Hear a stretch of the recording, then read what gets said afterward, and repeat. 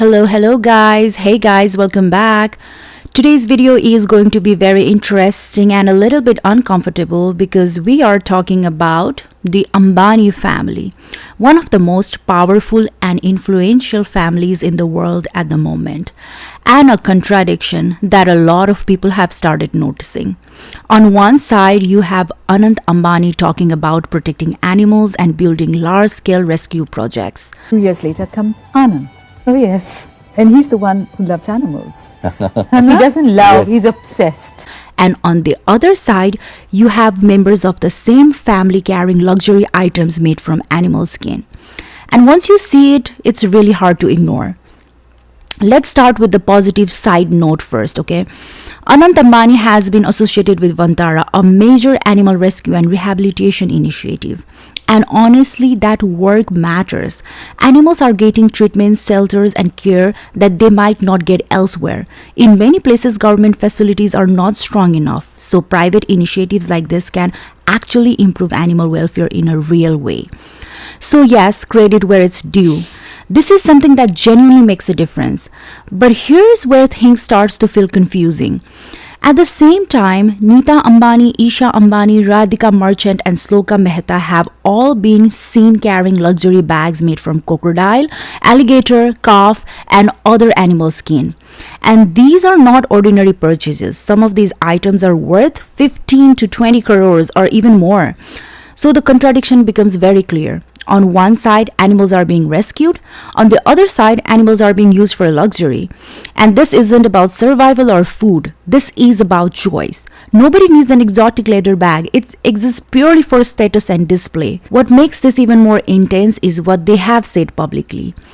Anand Ambani has spoken about seeing God in animals. Neeta Ambani has talked about kindness, culture, and compassion toward animals. These are powerful statements, but when those words are compared with visible lifestyle choices, people start asking, is this genuine belief or is it just part of the image? Now, this is not about expecting perfection. Nobody lives a completely flawless lifestyle. People try, they fail, they improve. But there's difference between imperfection and contradiction. If someone is learning, that's understandable. But if someone is actively involved in animal welfare and still promotes luxury items made from animal skin, then it raises a bigger question. Because the most basic step of caring about animals is not exploiting them for unnecessary luxury. This also ties into something bigger, the culture of extreme wealth. At that level, luxury is no longer about need, it's about signaling power, exclusivity, and status. So these bags are not just accessories, they are statements. But when those statements involve animal exploitation, people naturally start questioning it. There's also another layer to this discussion: public behavior.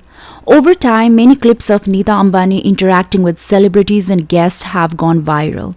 In some moments, she appears warm and welcoming. In others, she seems distant or selective. Now, one clip doesn't tell the full story, but when people repeatedly notice patterns, it seems like shaping public perception, and it starts to shape it that way. It creates this feeling that everything is very controlled, very image driven. The reason people keep talking about the Ambani family is because they represent a unique kind of power. They are not just wealthy, they influence business, media, culture, and public narratives. So every action, every purchase, every statement gets analyzed. And the main question people keeps asking is this real or is this just a branding? At the end of the day, animal rescue work is important. What Anand Ambani is doing through Vantara does have real impact. But at the same time, supporting industries that rely on animal skin for luxury sends a completely different message. And when both things exist together, it doesn't look balanced. It looks contradictory. So now I want to know, what do you guys think? Do you see this as a hypocrisy, or do you think this is just how billionaire lifestyle works? Please let me know in the comment section down below, and I'll see you in the next video. Bye.